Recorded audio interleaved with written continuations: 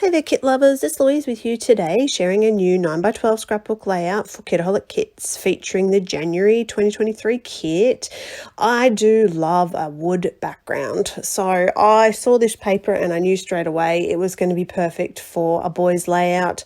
I just love seeing that timber look, that wood background paper. It's so easy to create with. You can add any color to it, so I knew that this was going to feature as a layout this month.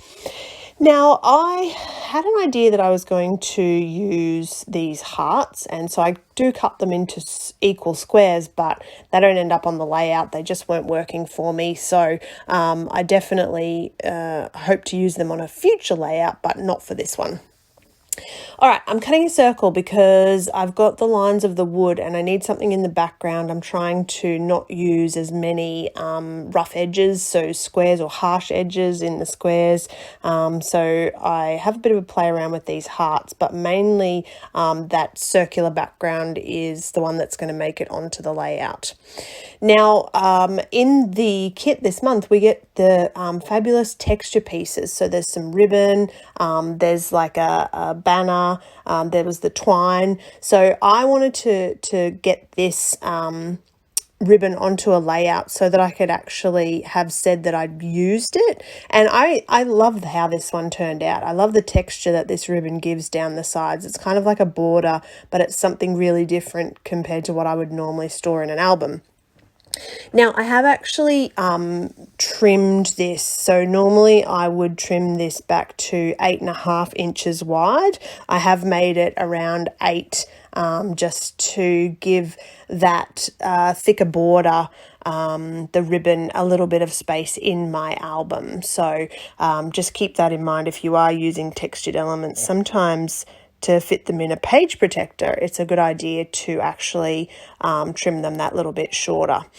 So now that I'm happy with this sort of circle I've got going on, I decided to add a little banner down the bottom, which is going to form my cluster area. So I'm keeping my elements central in terms of that circle and the photo, and adding that little banner at the bottom. So this is where, because I'm keeping things central, I have to get my clusters in groups of 3. So you can see down the bottom in that banner, I have added 3 florals, and then I'm going to embellish around this photo.